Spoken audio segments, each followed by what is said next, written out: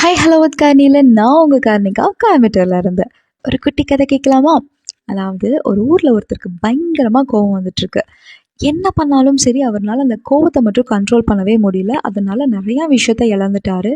அதே டைம் வந்துட்டு ரொம்ப டிப்ரெஸ்டாக ரொம்ப ஸ்ட்ரெஸ்ஸாக இருக்கிறதுக்கு அந்த கோவம் தான் காரணம்னு அவருக்கே தெரியுது. பட் ஸ்டில் அவர்னால வந்துட்டு அதை கண்ட்ரோல் பண்ணவே முடியல.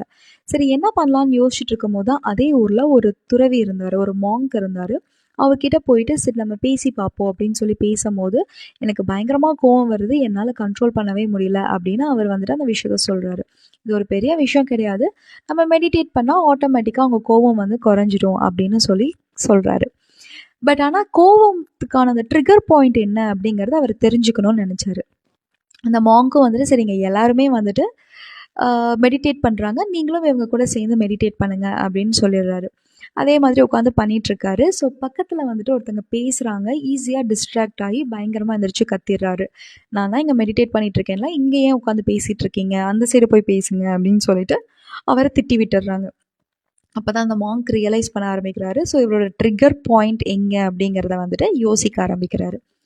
அதே டைம் வந்துட்டு சரி இந்த இடம் தான் டிஸ்டர்பாக இருக்கே, கொஞ்சம் தள்ளி போய் பண்ணலாம் அப்படின்னு சொல்லிட்டு போய் அங்கே பண்ணும்போது அங்கே யாரோ வந்துட்டு இந்த பாத்திரம்லாம் விளக்கிட்டு இருந்தாங்க. அது கொஞ்சம் தூரமாக தான் பண்ணிட்டு இருந்தாங்க. பட் ஸ்டில் அங்கேயுமே வந்துட்டு ஈஸியாக டிஸ்ட்ராக்ட் ஆகிட்டாரு. ரொம்ப எந்திரிச்சு கத்தி விட்டுட்டு அவங்களையும் அங்கேருந்து எந்திரிச்சு போயிட்டாரு. ஸோ சரி இங்கெல்லாம் வேணாம், ஒரு அமைதியான ஒரு பார்க்கில் போய் உட்காந்துட்டு நம்ம மெடிடேட் பண்ணலாம் அப்படின்னு சொல்லிட்டு அங்கே போய் உட்காந்து பார்க்கும்போது அங்கே வந்து இந்த குட்டி நாய்ங்க வந்துட்டு அங்கே வந்துட்டு கொலைச்சிட்டு விளாண்டுட்டு இருந்திருக்கு. அங்கேயுமே வந்துட்டு அந்த நாயும் திட்டி விட்டுட்டு அடித்து அங்கேருந்து கிளம்பிடுறாரு. என்னடா எங்கேயுமே உட்காந்து ப்ராப்பராக மெடிடேட் பண்ண முடியல அப்படின்னு சொல்லிட்டு அவர் யோசிச்சுட்டு இருக்கும் போது தான் சரி நம்ம லேக்குக்கு போயிடலாம், அங்கே தான் யாரும் இருக்க மாட்டாங்க அப்படின்னு சொல்லிட்டு அங்கே போகிறாரு. அங்கேயுமே பறவைங்களோட சத்தம் வந்துட்டு அவரை டிஸ்ட்ராக்ட் பண்ணுது. ரொம்ப யோசிச்சு ரொம்ப கடுப்பாகி சரி நம்ம லேக்கில் போட் எடுத்துகிட்டு நடு லேக்குக்கு போயிடலாம், அங்கே தான் யாருமே இருக்க மாட்டாங்க, பீஸ்ஃபுல்லாக நம்மளால் வந்து மெடிடேட் பண்ண முடியும் அப்படின்னு நினச்சிட்டு போகிறாரு. நடு லேக்கில் உட்காந்து மெடிடேட் பண்ணுறாரு. ஃபர்ஸ்ட் டே அவர் எக்ஸ்பெக்ட் பண்ண மாதிரியே ரொம்ப பீஸ்ஃபுல்லாக இருந்துச்சு. மறுபடியும் செகண்ட் டேயே அங்கேயே போய் பண்ணுறாரு. ஸோ மாங்க் வந்துட்டு கேட்குறாரு, ஸோ இப்போ மெடிடேஷன் எல்லாம் ஓகேயா அப்படின்னு சொல்லி கேட்கும்போது எனக்கு இங்கே தான் டிஸ்டர்பன்ஸே கிடையாது, ஸோ இங்கே பீஸ்ஃபுல்லாக நான் மெடிடேட் பண்ணுறேன் அப்படிங்கும்போது சரி கண்டினியூ பண்ணுங்கள் அப்படின்னு சொல்லிட்டு அவர் கிளம்பிடுறாரு. ஸோ அப்போ தான் வந்துட்டு தேர்ட் டே, அதாவது அதே மாதிரி போட் எடுத்துகிட்டு லேக்குக்கு போகிற நடு லேக்கில் போய் நிற்கிறாரு. ஸோ மெடிடேட் பண்ண ஸ்டார்ட் பண்ணுறாரு. கொஞ்ச நேரம் நல்லா பீஸ்ஃபுல்லாக பண்ணிகிட்ருக்காரு. திடீர்னு ஒரு போட் வந்துட்டு அவரோட போட்டை இடிச்சிருது. ஸோ எந்திரிச்சு நல்லா திட்டி விட்டுறாரு, நான் தான் இங்கே மெடிடேட் பண்ணிகிட்ருக்கேன்ல, உங்களுக்கு அறிவில்லையா, இப்படி தான் வந்துட்டு போட்டை இடிப்பீங்களா அப்படி இப்படின்னு நல்லா திட்டி விட்டுறாரு. அன்ஃபார்ச்சுனேட்லி எந்திரிச்சு பார்த்தா அந்த போட்டில் யாருமே கிடையாது. கயிறு இருந்து தானாக வந்த போட்டு அது தெரியாமல் இடிச்சிருச்சு. அப்போ தான் ஒரு நிமிஷம் ரியலைஸ் பண்ணுறாரு. ஸோ யாருமே இல்லாமல் நம்ம வந்து திட்டிட்டோமா அப்படின்னு சொல்லிட்டு அவர் யோசிக்கிறாரு.